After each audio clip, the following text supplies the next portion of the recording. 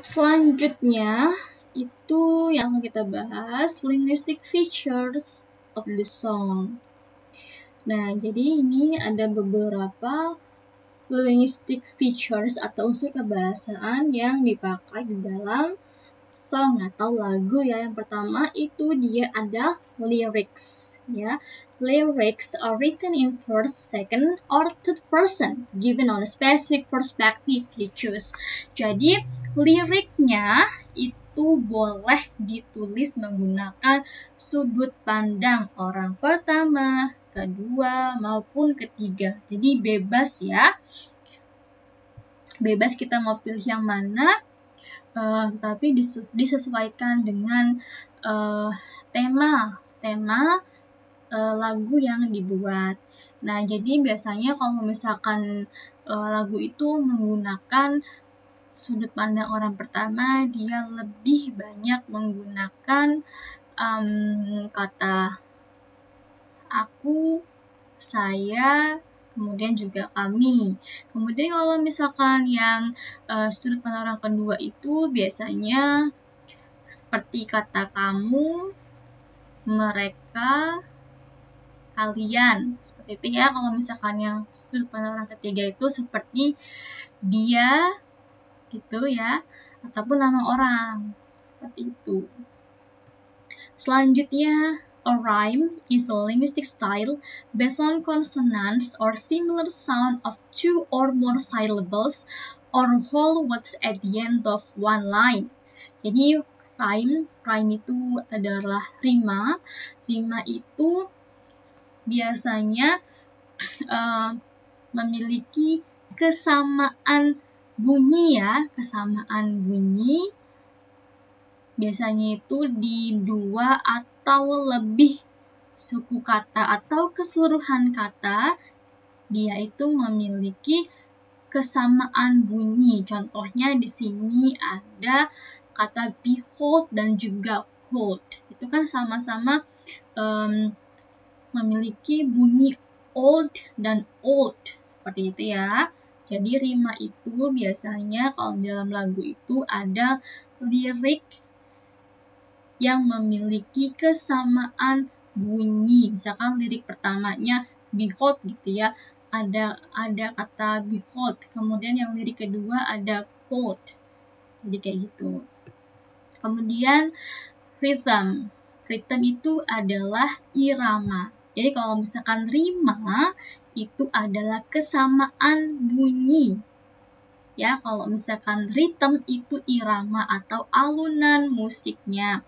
Nah, biasanya rhythm ini digunakan untuk membangun mood seseorang. Jadi kalau misalkan seseorang itu menyanyikan lagu sedih, jadi nanti tuh otomatis si penyanyinya akan terbawa suasana ke dalam irama yang terdapat di lagu tersebut. Jadi dia juga merasakan kesedihan dari lagu tersebut. Next, nah ini ada figurative language. Figurative language ini juga termasuk ke dalam linguistic features of the song. Jadi figurative language itu atau peribahasa ya, ini juga ada di poem. Itu kan kita sudah pernah membahas materi poem ya. Nah, peribahasa yang terdapat di dalam song dan juga poem itu hampir sama. Gitu. Kita bahas yang pertama. Di sini ada similar. Similar uses the words like or as to compare one object or idea with another to suggest they are alike. Jadi similar ini itu biasanya menggunakan kata like ataupun as ya untuk membandingkan satu objek dengan objek yang lainnya. Tapi biasanya itu membandingkannya itu kayak menyamakan seperti itu ya, memiripkan gitu. Contohnya ada busy as a bee. Sibuk seperti lebah.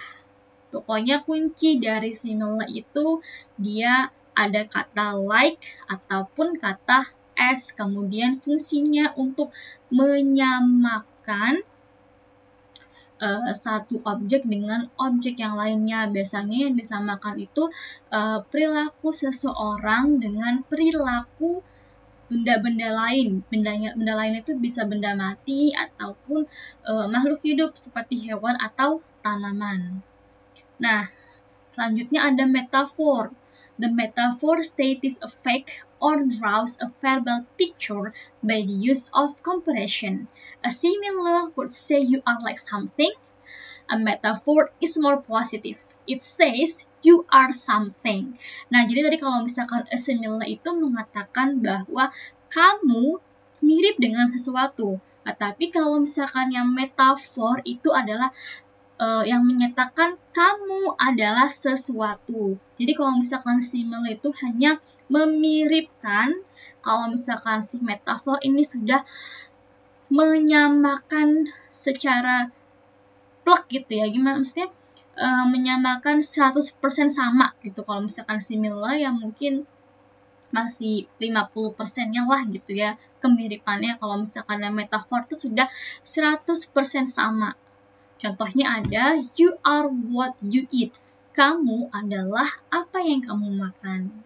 Jadi gitu ya bedanya kalau misalkan yang simile itu menggunakan like atau as. Kalau misalkan metafor itu kuncinya ada kata are-nya. Oke, next ada personification. It is a figure of speech in which human characteristics are given to an animal or an object. Nah, jadi di personification itu adalah majas yang memberikan sifat-sifat atau karakteristik seseorang terhadap seekor binatang ataupun sebuah objek. Contohnya, my teddy bear gave me a hug. Artinya, boneka teddy bear saya memberikan saya pelukan. Nah, kan biasanya kalau misalkan yang bisa memeluk itu adalah manusia ya. Kok di sini teddy bear-nya bisa memeluk? Nah, itulah fungsinya dari majas personification, yaitu dia memberikan sifatnya manusia ke binatang atau benda-benda lain. Kemudian ada juga alliteration. Ini adalah the repetition of usually initial consonant sounds in two or more neighboring words or syllables. Nah, jadi alliteration itu adalah pengulangan bunyi. Ya, pengulangan bunyi yang ada di dalam sebuah kalimat. Biasanya kata-katanya itu hampir sama. Contohnya di sini ada she sells seashells by the seashore. Nah, alliteration juga itu bisa disebut dengan tongue twister. Sudah ada yang tahu tentang tongue twister? Oke, jadi tongue twister itu adalah sebuah kalimat yang memiliki kata-kata yang sama dan biasanya dia itu digunakan untuk melatih kelancaran berbicara karena tongue twister itu diucapkan secara cepat gitu ya. Kemudian ada onomatopoeia. It is naming a thing or action by imitating the sound associated with it. Jadi kalau misalkan majas yang ini, dia itu adalah suara-suara yang biasanya dihasilkan secara alami ya, atau suara-suara yang terdapat di alam itu diimitasikan atau suara itu tuh digambarkan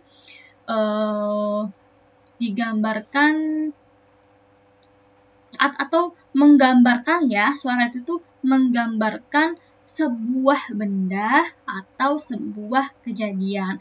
Contohnya ini misalkan ada sebuah benda yang robek. Nah, kalau misalkan ada sebuah benda yang robek itu biasanya dia ada kayak suara crack. Seperti itu ya. Nah, yang crack-nya itu adalah onomatopoeia. Jadi crack itu adalah suara yang menggambarkan sebuah benda atau sebuah kejadian. Seperti itu. Oke, kemudian yang terakhir di sini ada hyperbole. It is an exaggeration that is so dramatic that no one would believe the statement is true. Tall tales are hyperboles. Jadi kalau misalkan hyperbole itu adalah majas yang sangat-sangat dramatis atau majas yang sangat-sangat lebay gitu ya, sampai tidak ada seorang pun yang percaya dengan statement tersebut. Ya, contohnya nih, he was so hungry, he ate that whole cornfield for lunch, stalks and all. Jadi dia tuh sangat lapar, sehingga dia memakan semua yang ada di meja makan untuk makan siang. Jadi semua yang ada di meja makannya itu contohnya seperti piringnya, gelasnya, dia makan semua karena dia sangat lapar. Nah itu kan kalau misalkan kita bilang seperti itu, orang lain tuh akan bengong gitu ya, akan tidak percaya dengan statement kita.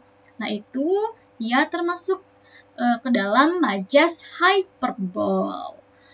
Okay, that's all the material for today. Jadi kalau misalkan masih ada yang belum paham, silahkan ditanyakan ya. Boleh di grup ataupun chat pribadi juga boleh. Oke, I close by saying wassalamualaikum warahmatullahi wabarakatuh.